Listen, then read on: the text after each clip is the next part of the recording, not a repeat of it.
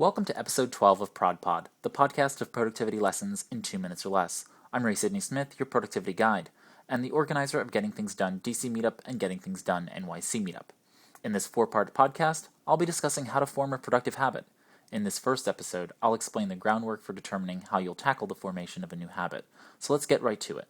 To make sure we're all on the same page, I'll define a few key terms: habit, automaticity, habituation, and sensitization. Then I'll explain the relationship to forming habits. A habit is defined as an automatic response pattern developed by repeating a behavior until it becomes almost or completely unconscious.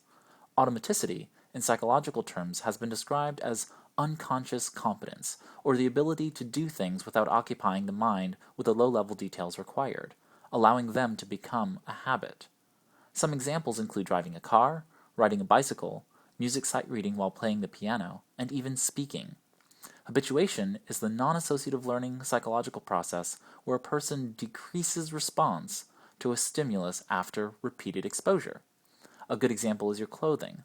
Once dressed, you feel your clothes on your skin, but within minutes you no longer actually sense the clothing as your mind attends to more important stimuli.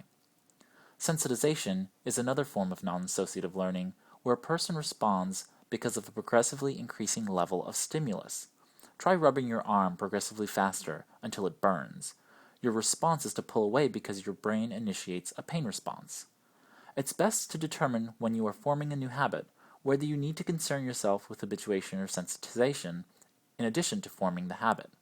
For example, forming the productive habit of washing the dishes daily may be one part forming the habit and the other part realizing that something in your youth triggered a fear of dishwashing liquid.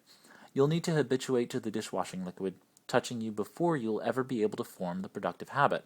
And you may even have your spouse or roommate remind you, with your permission, to perform the habit and process until you do it, so that with each reminder, your brain eventually initiates a crescendo-like response to your own commitment to washing the dishes daily. In episode 13, we'll be discussing unproductive habits and what to do about them, as part 2 of how to form a productive habit. I hope you enjoyed this episode of ProdPod. This is Sidney-Smith, and thanks for listening. Here's to your productivity success in 2 minutes or less.